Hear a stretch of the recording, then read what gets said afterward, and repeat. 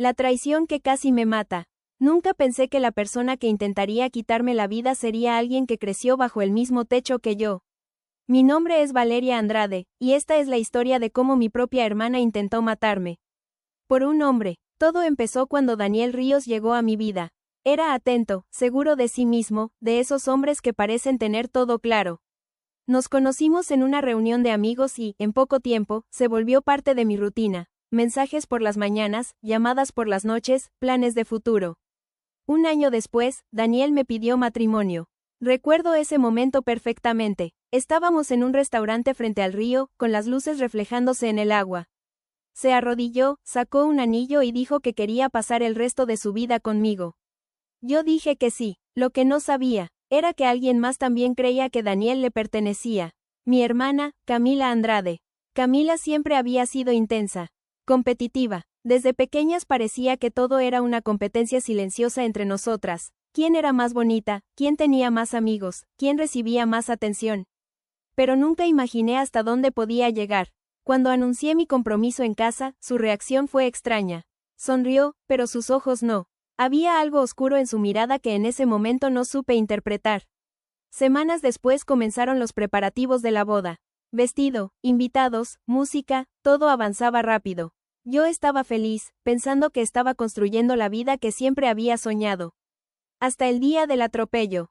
Esa tarde salí a caminar cerca de casa. El cielo estaba gris y el aire pesado. Escuché el sonido de un motor acelerando detrás de mí. Cuando me giré, ya era demasiado tarde.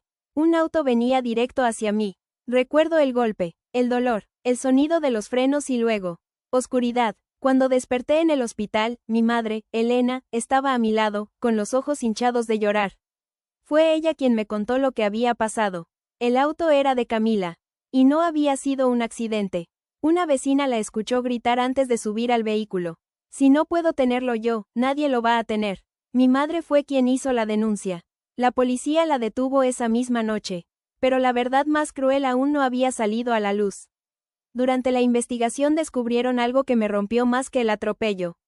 Camila no solo estaba obsesionada con Daniel, era su amante. Habían estado viéndose a escondidas durante meses, mientras él planeaba casarse conmigo. Cuando me lo dijeron, sentí que algo dentro de mí se quebraba para siempre. La boda se canceló inmediatamente. No podía casarme con un hombre capaz de traicionar así. No después de saber que mientras elegíamos flores para la boda, él se acostaba con mi propia hermana. Camila fue condenada y enviada a prisión por intento de homicidio. Mi madre, a pesar de todo, iba a visitarla. Era su hija también. Yo no podía, no quería verla. Después de meses de recuperación física y emocional, tomé una decisión: irme. Mi mejor amiga, Lucia Bianchi, vivía en Italia y me ofreció quedarme con ella. Así que hice las maletas y dejé atrás todo lo que conocía. El país, la casa, los recuerdos. Pasaron 5 años. 5 años en los que reconstruí mi vida lejos de todo ese dolor. Hasta que un día, recibí un mensaje. Era Camila. Había salido de la cárcel, y quería verme. Cuando finalmente la tuve frente a mí, parecía otra persona. Más delgada, más callada, con una culpa que se le notaba en los ojos. Me pidió perdón. Dijo que había sido consumida por los celos, por la obsesión, por la idea enfermiza de que Daniel la amaba más a ella. Pero mientras hablaba, yo solo pensaba en una cosa. No era el hombre, no era la traición, era que mi propia hermana había querido matarme. Y todo, por alguien que no valía nada. La escuché en silencio. Luego me levanté y le dije algo que llevaba 5 años guardando. Te perdono, pero no puedo volver a tenerte en mi vida. Porque hay heridas que sanan. Y otras que simplemente te enseñan a cerrar la puerta para siempre. Título: La traición que quiso matarme, parte 2. 5 años habían pasado desde que dejé todo atrás. Italia me había dado algo que España ya no podía ofrecerme en ese momento: paz. Vivía en Florencia con mi mejor amiga Lucia Bianchi. Trabajaba en una pequeña galería de arte cerca del río Arno. Mis días eran tranquilos: café por las mañanas, caminar por calles antiguas, aprender a respirar de nuevo. Después de todo lo que había pasado, creí que mi vida por fin estaba en calma. Hasta que él volvió a aparecer. Una tarde estaba cerrando la galería cuando escuché una voz detrás de mí. Valeria. Ese nombre, dicho con ese tono, me congeló la sangre. Me giré lentamente. Daniel Ríos estaba ahí. 5 años, y aún lo reconocería entre 1000 personas. El mismo rostro, la misma forma de mirarme, como si nada hubiera pasado. Sentí una mezcla de rabia y desprecio que me subió por el pecho. ¿Qué haces aquí?, le dije, sin ocultar mi frialdad. Él bajó la mirada, como si cargara un peso enorme. Te estuve buscando, durante años. Solté una pequeña risa amarga. Después de acostarte con mi hermana y destruir mi vida. Daniel respiró hondo. No fue así como crees. No, respondí. Fue peor. Durante unos segundos ninguno habló. La calle estaba casi vacía y el sonido lejano de una moto rompía el silencio. Entonces dijo algo que no esperaba. Camila me dijo que te vio. Sentí el corazón acelerarse. ¿Hablas con ella? Salió de prisión hace unos meses. Dijo. Me buscó. Ese detalle me revolvió el estómago. No me interesa nada que tenga que ver con ustedes dos. Intenté entrar a la galería, pero él puso la mano en la puerta. Por favor, déjame explicarte algo que nunca supiste. Lo miré con furia. 5 años tarde. Pero aún así, lo escuché. Daniel confesó que Camila lo había manipulado durante meses. Que al principio él pensó que era solo un error, una aventura. Pero ella se volvió obsesiva. Le decía que si se casaba conmigo lo destruiría todo. Yo intenté terminar eso antes de la boda, dijo. Pero ella ya estaba fuera de control. Lo miré sin creerle del todo. ¿Y eso justifica que me engañaras? No respondió, porque no había respuesta. El silencio entre nosotros fue pesado. Hasta que dijo lo último que esperaba escuchar. Yo nunca dejé de amarte. Sentí un golpe seco en el pecho. 5 años tratando de reconstruirme, y de pronto estaba ahí, frente a mí, removiendo cada cicatriz. Pero algo dentro de mí ya no era la misma mujer que él había dejado. Respiré profundo. Daniel, el problema no es si me amabas o no. Lo miré directo a los ojos. El problema es que cuando tuve que elegir entre mi vida y tu amor. Casi muero. Él no dijo nada, porque en ese momento ambos sabíamos algo. Algunas historias no tienen segundas oportunidades. Entré a la galería y cerré la puerta. Pensé que esa sería la última vez que lo vería. Pero esa misma noche, recibí una llamada de Camila. Su voz sonaba nerviosa. Valeria, tienes que tener cuidado. Sentí un escalofrío. ¿Por qué? Hubo un silencio largo. Y luego dijo algo que hizo que el mundo se detuviera por un segundo. Porque Daniel no vino a Italia solo para verte. Vino porque alguien quiere hacerte daño. Mi corazón empezó a latir más rápido. No te entiendo. Hay cosas que nunca supiste. Sobre el atropello. Esa palabra todavía me hacía sentir un peso en el pecho. Camila, tú me atropellaste.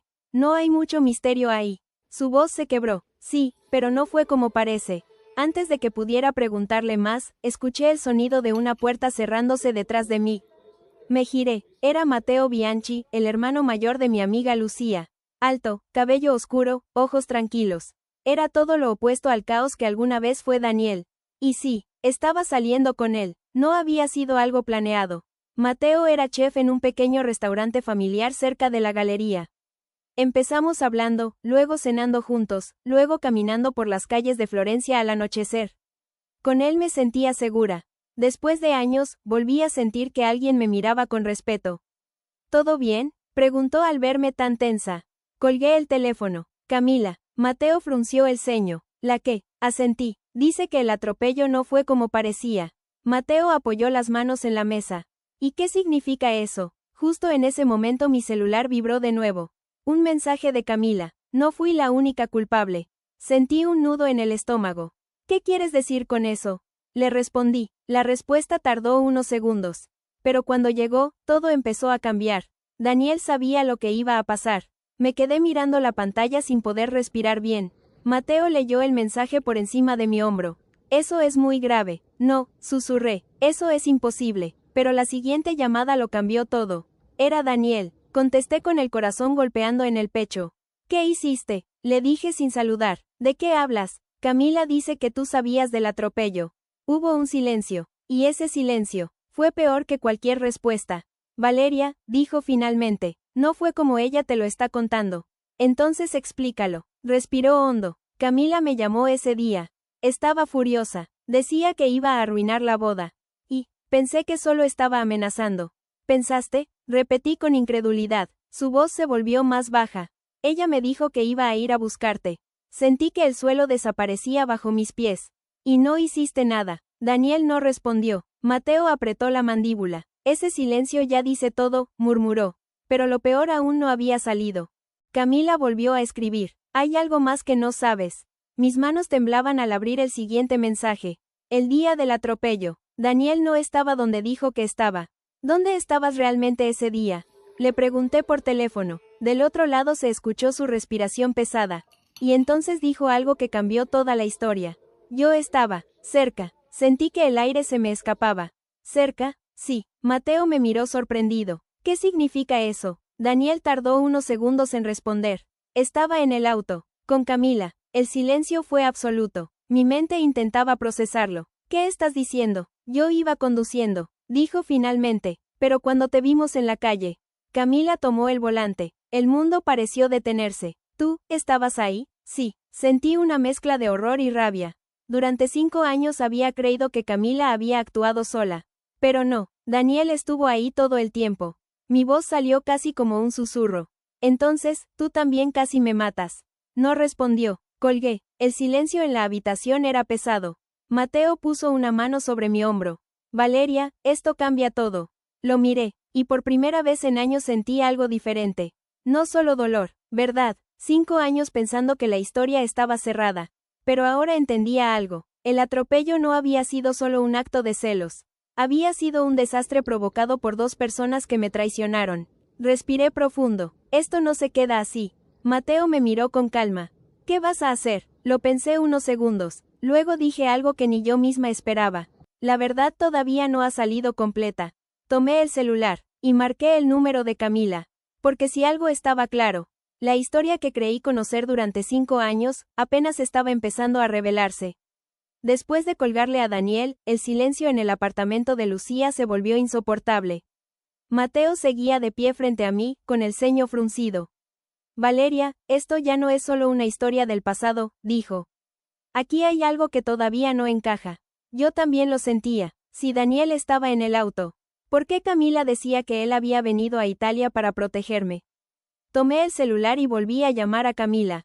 Contestó casi de inmediato. Necesito que me digas toda la verdad, le dije. Sin mentiras. Su voz sonaba cansada. Está bien, ya no tiene sentido ocultarlo. Respiré hondo. Daniel dice que estaba en el carro contigo cuando pasó. Sí, respondió. Eso es verdad. Sentí un golpe en el pecho. Pero lo que no te dijo, continuó, es por qué estábamos en ese auto. Hubo un silencio pesado antes de que siguiera hablando. Ese día, Daniel iba a terminar contigo. Me quedé helada. ¿Qué? Yo le dije que ya no podía seguir siendo la amante. Que si realmente me quería, debía decírtelo todo. Mi estómago se revolvió. Entonces decidieron venir juntos. Sí, dijo Camila. Pero cuando te vimos caminando en la calle, todo se salió de control. ¿Cómo? Empezamos a discutir dentro del carro. Yo estaba furiosa. Él decía que todo había sido un error, que igual iba a cancelarlo todo. Su voz empezó a temblar. En ese momento perdí la cabeza. Agarré el volante. Cerré los ojos. La escena empezaba a formarse en mi mente. Daniel intentó frenar el carro, continuó. Pero yo aceleré. Sentí un escalofrío. ¿Entonces él no quería atropellarme? No, dijo Camila. Él intentó evitarlo. Miré a Mateo. Él también estaba escuchando todo. ¿Y por qué nadie dijo esto antes? Pregunté. La respuesta llegó como una piedra. Porque si Daniel decía que estaba en el carro, también iría a prisión. El peso de esa verdad cayó sobre mí. Durante 5 años, había creído que Daniel había sido simplemente un cobarde. Pero ahora sabía que había estado en la escena del crimen. Entonces dime algo, le dije. ¿Por qué él vino a Italia? Camila guardó silencio unos segundos. Porque alguien sabe lo que pasó realmente. Sentí un frío en el pecho. ¿Quién? Su respuesta fue apenas un susurro. El hombre que estaba grabando todo. El aire pareció desaparecer de la habitación. ¿Qué? Había una cámara de seguridad en la esquina. Pero ese video nunca apareció en la investigación. Mateo dio un paso adelante. ¿Quién lo tiene? Camila respondió algo que ninguno de nosotros esperaba. Un hombre llamado Ricardo Moretti. Mateo se quedó completamente inmóvil. Su rostro cambió. Lo miré confundida. ¿Lo conoces? Mateo respiró profundo antes de responder. Sí. ¿Cómo? Me miró directo a los ojos. Y lo que dijo hizo que todo volviera a tambalear. Porque Ricardo Moretti es mi tío. El silencio fue total. Entonces todo empezó a encajar de una manera aterradora. Daniel no había ido a Italia solo por mí. Había venido porque el hombre que tenía la verdad sobre el atropello vivía en la misma ciudad, y era familia del hombre del que yo me estaba enamorando. Mateo bajó la mirada. Valeria, creo que es momento de que conozcas algo que mi familia ha estado ocultando durante años. Sentí el corazón golpeando con fuerza. ¿Qué cosa? Mateo respiró hondo. El video del atropello. Sí existe. Y nunca desapareció. Mi familia lo tiene. Sentí que el corazón me latía en los oídos. ¿Cómo que lo tienen? Pregunté. ¿Por qué nadie lo mostró cuando pasó todo? Mateo parecía incómodo, algo que casi nunca le había visto. Porque mi tío, Ricardo Moretti, era dueño del local que tenía la cámara de seguridad. Él encontró el video cuando ocurrió el accidente, pero decidió guardarlo. ¿Guardar evidencia de un intento de homicidio? Dije incrédula. ¿Por qué haría algo así? Mateo bajó la mirada. Porque en el video, la historia no era exactamente como parecía. El aire en la habitación se volvió pesado. Necesito verlo, dije. Esa misma noche fuimos al restaurante donde trabajaba Mateo. En la parte trasera había una oficina pequeña donde su tío guardaba archivos antiguos. Ricardo Moretti era un hombre mayor, serio, de cabello gris. Cuando nos vio entrar, supo inmediatamente que algo estaba pasando. Mateo, dijo. ¿Qué sucede? Mateo no dio rodeos. Ella es Valeria. El rostro del hombre cambió. La chica del accidente. Sí, respondí. Y vine por la verdad. El silencio duró unos segundos que parecieron eternos. Finalmente, Ricardo abrió un cajón metálico y sacó un pequeño disco duro. Sabía que este día llegaría, dijo. Conectó el dispositivo a una computadora vieja. En la pantalla apareció una grabación nocturna de una calle. Mi calle. Mi respiración se volvió lenta. Ahí estás, dijo Ricardo.